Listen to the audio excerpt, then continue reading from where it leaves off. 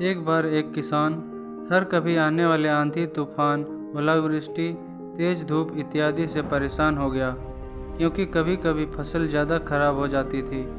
इसलिए वह परेशान होकर ईश्वर से शिकायत करने लगा। किसान बोला, आप ईश्वर तो हैं, लेकिन फसल को कब क्या चाहिए इसकी जानकारी नहीं है। जिसकी ज़रूरत भी नहीं होती है वह भी देते रहते हैं।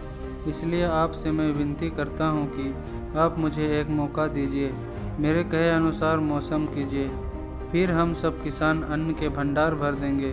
ईश्वर मुस्कुराए और बोले, ठीक है, आज से तुम्हारे अनुसार मौसम रखूँगा। किसान खुश हो गया। किसान ने अगली फसल में गेहूं की बुआई की। उसने जब चाहा तब धूप मिली, उसने जब चाहा तब पानी मिला।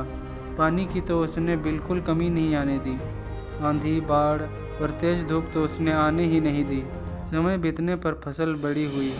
किसान भी बहुत खुश हुआ कि इस बार शानदार फसल दिख रही है।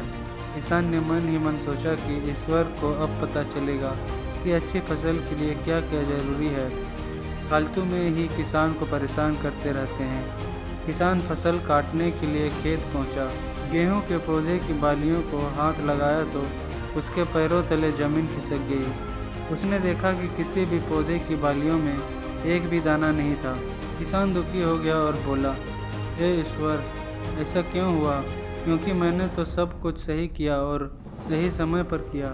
इस पर ईश्वर बोले, हे प्रिय किसान, ऐसा तो होना ही था, क्योंकि तुमने इन पौधों को बिल्कुल भी संघर्ष नहीं करने दिया। इन्हें ना तो तेज धूप में तपने दिया, ना ही आंधी का सामना करने दिया।